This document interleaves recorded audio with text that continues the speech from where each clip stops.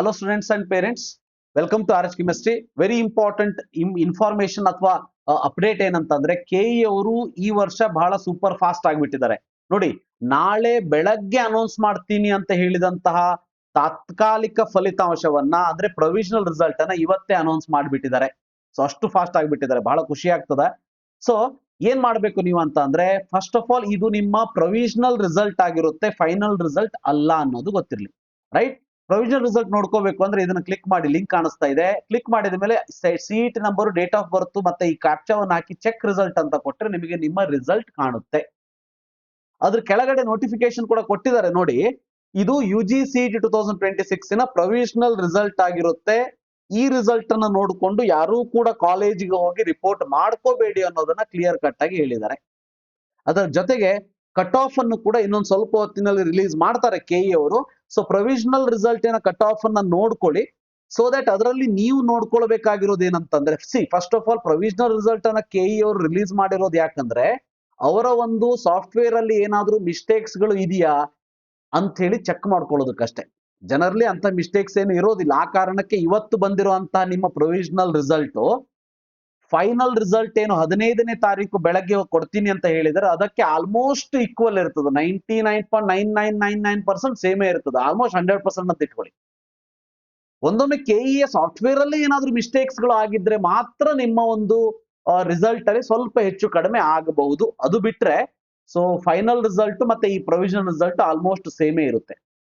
ಹಾಗಿದ್ದಾಗಿಯೂ ಕೂಡ ನಿಮಗೆ provisional result cut off ಅನ್ನ ರಿಲೀಸ್ ಮಾಡ್ತಾರೆ. ಅದನ್ನ ನೋಡಿದ ಮೇಲೆ ನಿಮ್ಗೆ ಏನಾದ್ರೂ ಅನ್ಸಿದೆ, ನಿಮ್ಮ ಆಪ್ಷನ್ ಎಂಟ್ರಿಯಲ್ಲಿ ಆ ಕಾಲೇಜು ಮೇಲ್ಗಡೆ ಇದ್ದು ಯಾವುದೋ ಒಂದು ಕಾಲೇಜು ಅದು ನಿಮಗೆ ಸಿಗದೇನೆ ನಿಮಗಿಂತ ಕಡಿಮೆ ರ್ಯಾಂಕ್ ದವರಿಗೆ ಸಿಕ್ಕರೆ ನೀವು ಅಬ್ಜೆಕ್ಟ್ ಮಾಡಬಹುದು. ಜನರಲಿ ಹಾಗಿರೋದಿಲ್ಲ, ಚೆಕ್ ಮಾಡ್ಕೊಳ್ಳಿ ಕರೆಕ್ಟ್ ಆಗಿ.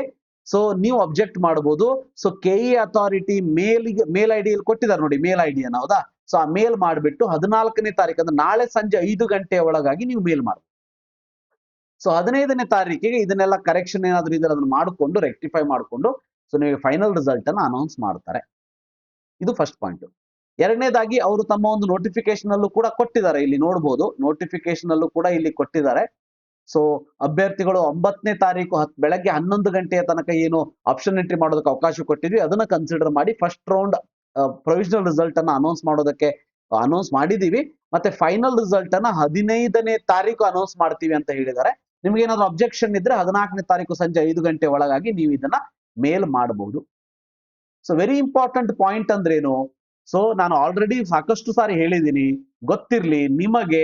ನಿಮ್ಮ ಫಸ್ಟ್ ರೌಂಡ್ ರಿಸಲ್ಟ್ ಅಲ್ಲಿ ನಿಮಗೆ ಬೇಕಾಗಿರೋ ಕಾಲೇಜು ನೀವೇನ್ ಅನ್ಕೊಂಡಿದ್ರಿ ಲಾಸ್ಟ್ ಇಯರ್ ಕಟ್ ಆಫ್ ಅಥವಾ ಲಾಸ್ಟ್ ಇಯರ್ ಕಟ್ ಆಫ್ ಇಲ್ಲ ಅನಾಲಿಸಿಸ್ ಮಾಡಿ ಸಿಗದೇ ಇರಬಹುದು, ಸಿಗೋದು ಇಲ್ಲ. ಯಾಕೆ ಅಂದ್ರೆ ಈ ವರ್ಷ ಎಲ್ಲಾ ನೀಟ್ ವಿದ್ಯಾರ್ಥಿಗಳು ಚೆನ್ನಾಗಿ ನೀಟ್ ಮಾರ್ಕ್ಸ್ ಬರುವಂತ ಸಾಧ್ಯತೆಗಳಿದ್ದೂ ಕೂಡ ಇಲ್ಲಿ ತಮ್ಮ ಒಂದು ಸೀಟ್ ಅನ್ನ ಹೋಲ್ಡ್ ಮಾಡಿ ಇಟ್ಕೊಂಡಿರ್ತಾರೆ. ಯಾವಾಗ ಸೆಕೆಂಡ್ ರೌಂಡ್ ಹೊತ್ತಿಗೆ ನೀಟ್ ರಿಸಲ್ಟ್ ಬಂದು MBBS ಕಾಲೇಜಸ್ಗಳು ಆಡ್ ಆಗುತ್ತೆ, ಆವಾಗ ಅವರಿಗೆ MBBS ಸೀಟ್ಗಳು ಅಲಾಟ್ ಆದಾಗ ಅವರು ಬಿಟ್ಟಿರೋ ಅಥವಾ ಅವರಿಗೆ ಹೋಲ್ಡ್ ಮಾಡ್ಕೊಂಡಿರುವಂತಹ ಇಂಜಿನಿಯರಿಂಗ್, ವೆಟರ್ನರಿ, ಫಾರ್ಮ್ ಸೈನ್ಸ್ ಸೀಟ್ಗಳೇನ ಬಿಡ್ತಾರೆ, ಆ ಸೀಟ್ಗಳು ನಿಮಗೆ ಸಿಗುತ್ತೆ. ಆ ಕಾರಣಕ್ಕೆ ಜೆನ್ಯೂನ್ ಆಗಿ ಇಂಜಿನಿಯರಿಂಗ್ಗೋಸ್ಕರನೇ ವೇಟ್ ಮಾಡ್ತಿರುವಂತ ವಿದ್ಯಾರ್ಥಿಗಳು ವೇಟ್ ಮಾಡಿ.